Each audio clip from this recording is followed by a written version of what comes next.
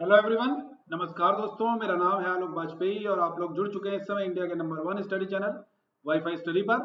और आज की क्लास आपकी बहुत महत्वपूर्ण रहने वाली है क्योंकि यहाँ पर मनी बिल को हम लोग बहुत बेहतरीन तरीके से समझेंगे कि आखिरकार मनी बिल कहते किसको हैं, मनी बिल कहाँ पर पेश किया जाता है, मनी बिल किस प्रकार के बहुमत से पास होगा और जितने भी प्रश्न आपके संभावित बन सकते हैं उन सभी प्रश्नों की भी चर्चा करने वाले हैं मनी बिल से रिलेटेड यानी कि धन विधेयक से संबंधित। तो एक बार सबसे पहले आप लोगों से मैं जरूर कहना चाहूंगा, अगर अनअकैडमी पर अभी तक आप लोग बच्चे प्लस कोर्स पर नहीं जुड़े हुए हैं तो सारे के सारे विद्यार्थी प्लस कोर्स पर भैया जरूर जुड़ जाएंगे। और प्लस कोर्स पर आप लोगों को जुड़ने के लिए एक बहुत बेहतरीन एक ऑफर है, अल्टीमेट गवर्नमेंट एग्जाम ऑफर है। ये अल्टीमेट गवर्नमेंट एग्जाम ऑफर क्या है?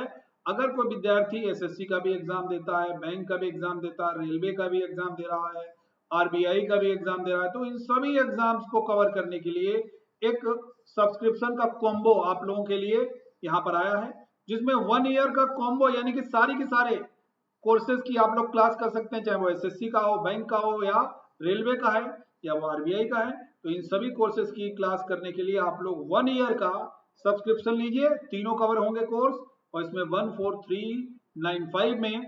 और इसके अलावा आपको यहाँ पर डिस्काउंट भी मिलेगा। डिस्काउंट के लिए आप सारे विद्यार्थी एक कोड लगाओगे, कैपिटल लेटर में कोड लगाइए ए बी सर 10।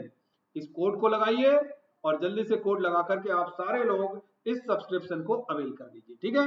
इसके अलावा अनअकैडमी पर किसी भी कोर्स का सब्सक्रिप्शन करते हो, कोड आप सभी लोगों को बस एक ही लगाना है, ए बी सर 10। इससे अनअकैडमी पर किसी भी कोर्स के सब्सक्रिप्शन में डिस्काउंट मिलेगा, चाहे वो एसएससी का है, बैंक का है, रेलवे का है, यूपीएससी का है या आरपीएससी का है या किसी भी स्टेट का पीएससी का है, रेलवे का है या आपका नीट का है या गेट का है या आईआईटी का है, किसी भी कोर्स के सब्सक्रिप्शन के लिए ये कोड आपको लगाना है जिससे आपको डिस्काउंट मिलेगा, ठीक है। इसके अलावा मेरे प्लस कोर्स से जरूर जुड़िए जो कि मैं आप लोगों के लिए लेकर के आया हूँ, complete course on static GK. इसका टाइमिंग 3 to 5 है यानी कि डेली 2 घंटे का क्लास है। आप लोग इसमें इनरोलमेंट जरूर कीजिए और आप सारे लोग A B sir 10 code capital letter में ही लगाना है रेफरल कोड बॉक्स में और उसको अप्लाई पर क्लिक कर देना है। और आप लोग यहाँ पर देख सकते हो बेहतरीन तरीके से अनअकैडमी कॉम्बैट एवरी वीकेंड हो रहा है, तो एवरी वीकेंड पार्टिसिपेट कीजिए, शानदार जानदार प्राइज जीतिए और प्राइज जीतने के बाद में अपनी रैंक भी जानिए। लेकिन उसके लिए आपको इनरोलमेंट करना पड़ेगा, इनरोलमेंट किए हुए छात्र ही इसमें भाग ले पाएंगे, इसमें पार्टिसिपेट कर पाएंगे। तो आप लोग एक कोड के माध्यम से फ्री में यहाँ पर इनरोलमेंट कर सकते हो और वो कोड है ए बी सर 10, ठीक है। यूपीएसआई के जो भी विद्यार्थी हैं वो सब्सक्रिप्शन लेना चाहते हैं तो वो रेलवे कैटेगरी में सब्सक्रिप्शन लेंगे, वहां भी ए बी सर 10 कोड का ही प्रयोग करना है, ठीक है बच्चे। अब देखिए आपने एक तो ए बी सर 10 कोड लगा लिया, उसके बाद में अपने कॉइन्स रिडीम कर लिए, तो यहाँ से भी डिस्काउंट, यहाँ से भी डिस्काउंट, आप लोग यहाँ पर अधिकतम डिस्काउंट भी प्राप्त कर सकते हो। और मुझे अनअकैडमी पर फॉलो कीजिए, मेरा नाम है आलोक कुमार वाजपेयी और जब आप मुझे फॉलो करेंगे तो मेरी क्लास का नोटिफिकेशन आप तक जरूर पहुंचेगा मैसेज के माध्यम से। तो आप सारे लोगों से मैं कहना चाहूंगा फटाफट से जल्दी से पेन और कॉपी लेकर के बैठ जाइए और धन विधेयक को बहुत बेहतरीन तरीके से समझिए। देखो सबसे पहले तो धन विधेयक के बारे में हम लोग कहते हैं कि भाई एक बिल होता है, बिल विधेयक कहलाता है और ये मनी बिल है, ये कुछ स्पेशल है और यहाँ से प्रश्न बहुत आते हैं। सबसे पहले कौन से आर्टिकल में इसका वर्णन किया गया है, तो आर्टिकल नंबर 110 में। लेकिन अगर कभी आपसे पूछा जाएगा धन विधेयक की प्रक्रिया कौन से आर्टिकल में दी गई है, तो धन विधेयक की जो प्रक्रिया है, जो प्रोसीजर है, वो आर्टिकल नंबर 109 में दिया गया है। ये पॉइंट आप लोगों को याद रखना है, ठीक है। यानी कि धन विधेयक किसमें है, आर्टिकल नंबर 110 में पूरा विस्तार तरीके से बताया गया है। 109 में इसकी प्रोसीजर की यानी कि इसकी प्रक्रिया की बात की गई है, ठीक है। अब ये किससे संबंधित होगा, किसको कहेंगे हम लोग धन विधेयक, तो याद रखिएगा अगर मान लीजिए सबसे पहले तो इसका संबंध हम लोग कह सकते हैं करों से हो सकता है। किससे हो सकता है बच्चे, कर से हो सकता है। अगर किसी कर को लगाना है, ध्यान से समझोगे, किसी कर को लगाना है, किसी कर को हटाना है या किसी कर में परिवर्तन करना है, तो ऐसा विषय भी आपका धन विधेयक कहा जाएगा। ये पॉइंट आप लोगों को याद रखना है। दूसरा, किसको हम लोग धन विधेयक कहेंगे, दूसरा पॉइंट है संचित निधि और आकस्मिकता निधि की अभिरक्षा करना। यानी कि संचित निधि है आर्टिकल नंबर 266 में, और आकस्मिकता निधि है आर्टिकल नंबर 267 में। भाई जितनी सैलरीज वगैरह सब देने का जो प्रावधान है, राष्ट्रपति, प्रधानमंत्री, मंत्री, सबको जो सैलरी वगैरह दी जाती है वो किससे दी जाती है? संचित निधि से। बाढ़, भूकंप, सूखा, आकाश, सुनामी, कुछ भी आ गया, दोबारा से रोड बनवानी है, मकान बनवाने हैं, सड़क और जो भी टूटा फूटा है वो सब बनवाना है, वो सब पैसा कहाँ से दिया जाएगा?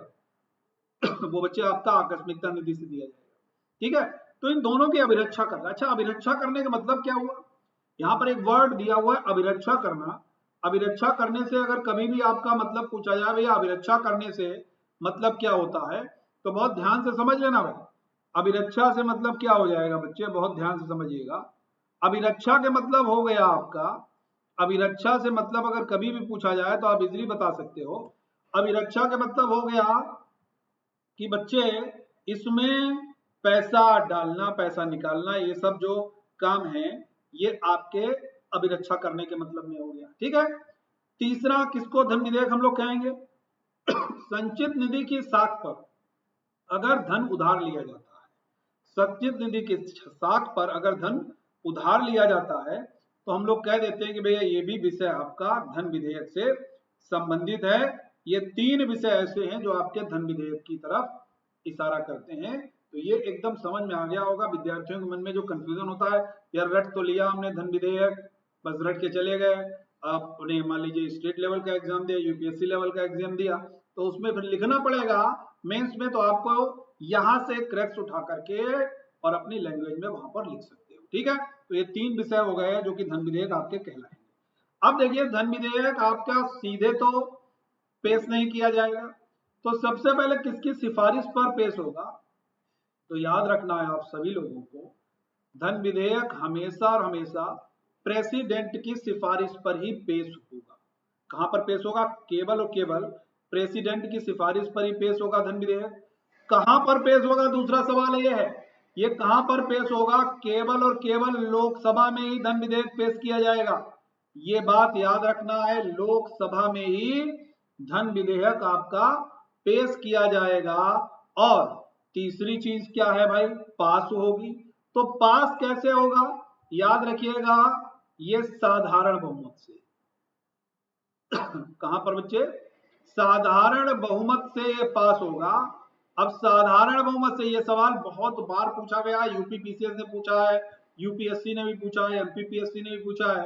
अब विद्यार्थी इसमें विशेष बहुमत लगा के चले जाते हैं, भैया धन विधेयक स्पेशल जरूर है लेकिन वो साधारण बहुमत से पास होता है। और साधारण बहुमत से जब वो पास होगा तो भाई दूसरे सदन में भी जाएगा, भाई लोकसभा में ही रखा जाएगा। ये एक चीज याद रखना है, मैंने अभी बताया आपको, लोकसभा से साधारण बहुमत से पास हो गया, फिर ये कहा जाएगा राज्यसभा में। राज्यसभा के पास इसमें कोई भी तब्दीली करने की, कोई भी परिवर्तित करने की शक्ति नहीं है, क्योंकि ये केवल सिफारिश कर सकता है। राज्यसभा जो है केवल सिफारिश कर सकती है, धन विधेयक के मामले में केवल सिफारिश कर सकती है। यानी कि राज्यसभा के पास धन विधेयक के मामले में हाथ जोड़ के खड़ी हो गई कि सर साहब लोकसभा जी आप ऐसा करिए, इसमें परिवर्तन कर लीजिए। लोकसभा का हम नहीं करेंगे भाई।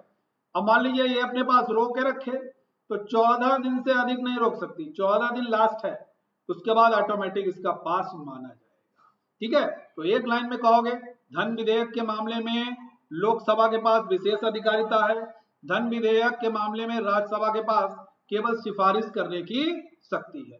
अब प्रमाणन, बहुत बढ़िया, ये कौन प्रमाणित करेगा कि भाई ये धन विधेयक है? बहुत बढ़िया प्रश्न है। ये कौन प्रमाणित करेगा कि यह एक धन विधेयक है? बहुत बढ़िया प्रश्न है। देखो, यह प्रमाणित करेगा लोकसभा अध्यक्ष।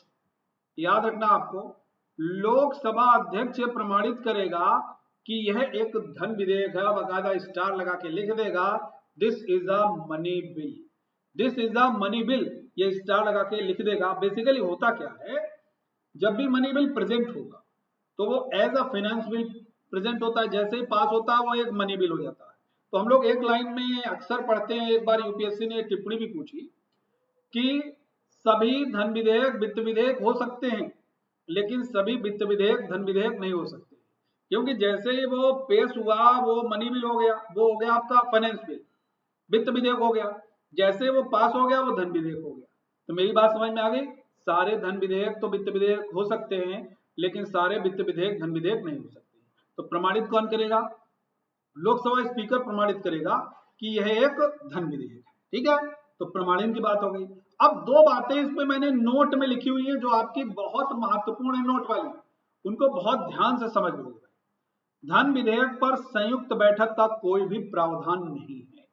संयुक्त बैठक का मतलब क्या हो गया भाई? लोकसभा राज्यसभा का ज्वाइंट सेशन, और ज्वाइंट सेशन आर्टिकल नंबर 108 में दिया गया है।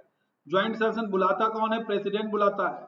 ज्वाइंट सेशन की अध्यक्षता कौन करता है? लोकसभा अध्यक्ष करता है। ये सारे पॉइंट याद रखोगे। यानी कि धन विधेयक के मामले में कोई भी संयुक्त बैठक का प्रावधान है ही नहीं। दूसरा, नोट में मैंने देखिए लिख दिया, राज्यसभा इस विधेयक पर अनुमति देने के लिए बाध्य है।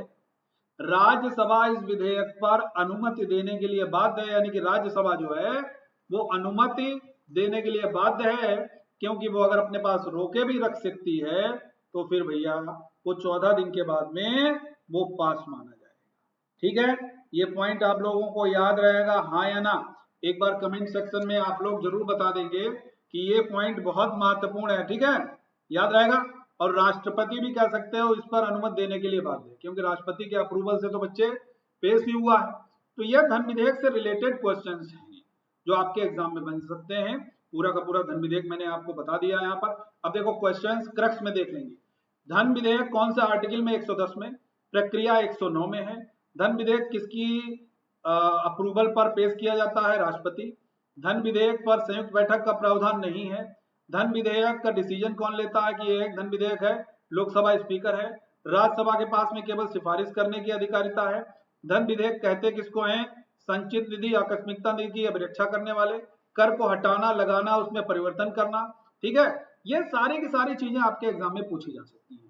तो ये आज की क्लास में आप लोगों ने धन विधेयक को बहुत अच्छी तरीके से समझा। तो आप लोग यहाँ से बहुत सारे क्वेश्चंस इस तरीके से देख सकते हैं। अब देखिए, ये तो आज का धन विधेयक का क्लास रहा। इस तरीके से मैं शॉर्ट आपके लिए वीडियोस लाता रहूंगा और आप लोग उसको अधिक से अधिक शेयर जरूर कीजिएगा, लाइक कीजिएगा, शेयर कीजिएगा। और देखिए, फिर से मैं एक बार रिमाइंड करा दूं, अल्टीमेट गवर्नमेंट एग्जाम ऑफर है। एसएससी, बैंकिंग, रेलवे, आरबीआई, इन सारी अगर एग्जाम की आप लोग तैयारी करते हो तो आप लोगों के लिए कॉम्बो सब्सक्रिप्शन आ गया।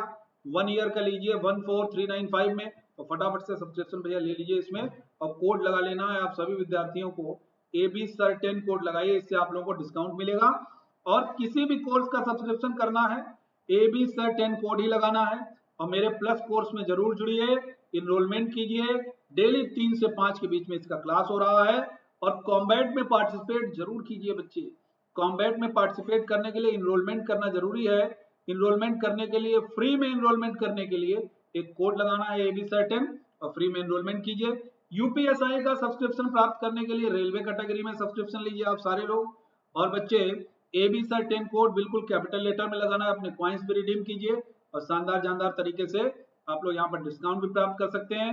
और मुझे अनअकैडमी पर फॉलो कीजिए। मेरा नाम है आलोक कुमार वाजपेयी। सेशन अच्छा लगा हो तो लाइक जबरदस्त तरीके से कीजिएगा, शेयर कीजिएगा और चैनल को सब्सक्राइब करना नहीं भूलिएगा। अधिक से अधिक सब्सक्राइब भी कीजिएगा। ओके, थैंक यू एवरीवन, जय हिंद।